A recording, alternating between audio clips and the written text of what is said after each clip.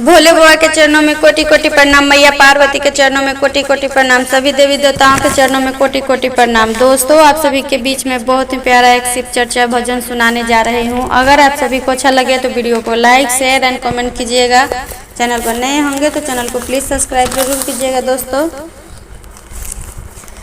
माथावा पपरला विपतिया, शिव गुरु होखी न सहाय। माथावा पपरला विपतिया, शिव गुरु होखी न सहाय। कवने कसुरवाए शिव गुरु हमरा के दिल बिसराय। कवने कसुरवाए शिव गुरु हमरा के दिल बिसराय। माथावा पपरला विपतिया, शिव गुरु होखी न सहाय। कवने करनमय शिव गुरु हमरा के दिल बिसराय।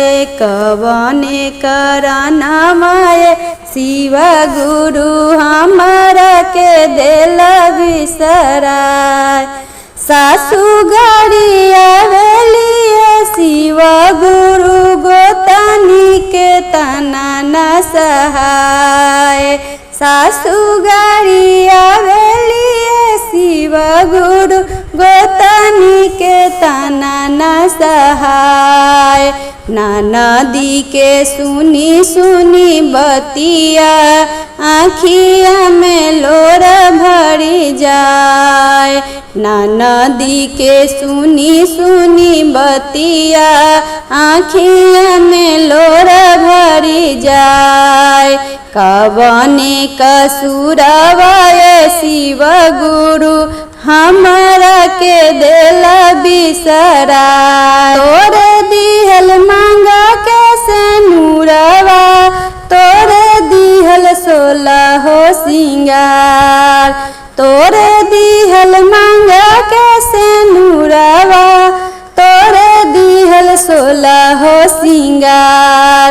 तोहरे भरोसे बानी शिव गुरु, तोहरे से घर परिवार। तोहरे भरोसे बानी शिव गुरु, तोहरे से घर परिवार। कवने करनमय शिव गुरु हमरा के दिल बिसराय। जाई हम जहाँ माए शिव गुरु, करतनी चर्चा तोहार। जाई हम जहाँ माए शिव गुरु, करतनी चर्चा तोहार। दया रोजे मांगतनी शिव गुरु, तोहरा से आचर पसार। दया रोजे मांगतनी शिव गुरु, तोहरा से आचर पसार। कवने करनमय शिव गुरु हमरा के दिल बिसराय।